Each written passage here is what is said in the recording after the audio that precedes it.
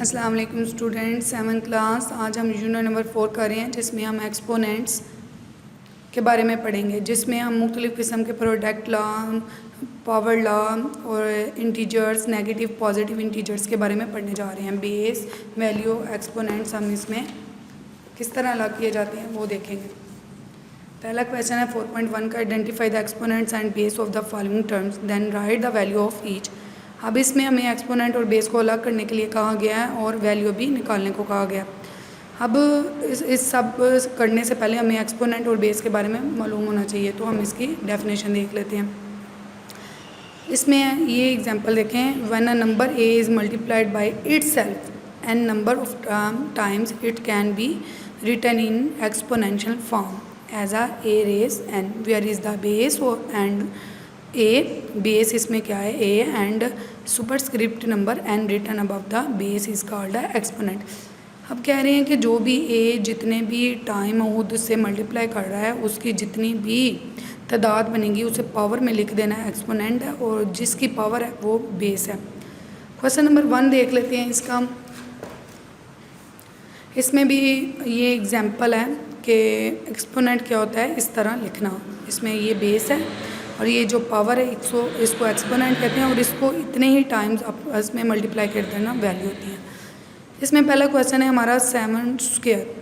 7 square में base जो है 7 है और एक्सपोनेंट 2 है, और वैल्यू हम इसका मतलब है 7 को 7 से 2 टाइम्स मल्टीप्लाई किया गया। अब 1/2 का क्यूब है और बेस इसमें 1/2 है और एक्सपोनेंट इसमें 3 है। वैल्यू इसकी आएगी कि 1 तो ऐसे ही रहेगा, 1 ही रहता है। अगर इसे हम 3 टाइम्स भी करें तो ये 1 रहेगा, और हमने 2 को कितनी दफ़ा 3 टाइम्स हमने मल्टीप्लाई किया, तो हमारे पास इसका आंसर आ गया 1/8।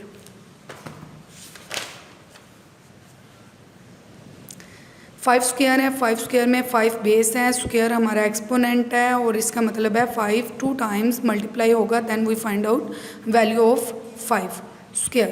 5 को हमने 2 टाइम्स मल्टीप्लाई किया और हमारे पास 25 आ गया।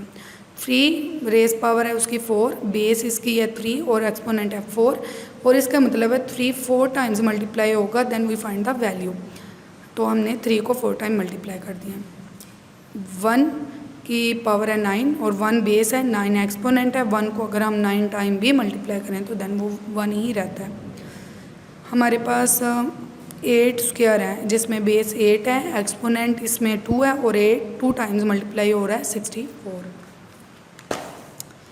नेक्स्ट है हमारे पास 7 डिवाइडेड बाय 13 और पावर इसकी 8, बेस इसमें 7 है, एक्सपोनेंट इसमें 18 है। 18 सॉरी, एक मिनट देख लें, 13 सॉरी, इधर 13 है। तो इसका मतलब है कि हमने 7 को भी 8 टाइम लिख के मल्टीप्लाई कर दिया और 13 को भी 8 टाइम लिख के हमने मल्टीप्लाई कर दिया है, और हमारे पास ये इसकी वैल्यू आ गई है। 12 का स्क्वायर है, बेस इसमें 12 है, एक्सपोनेंट हमारा 2 है, और वैल्यू निकलेगी तो हम इसको 12 और 12 को आपस में मल्टीप्लाई करेंगे 144।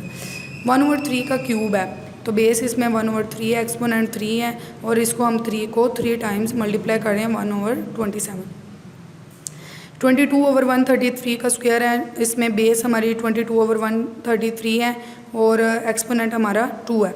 वैल्यू हमारे पास आ जाएगी, हमने 22 को भी 2 टाइम्स और 133 को भी 2 टाइम्स मल्टीप्लाई कर लिया, और हमारा आंसर आ गया 184, 76, 8, 9।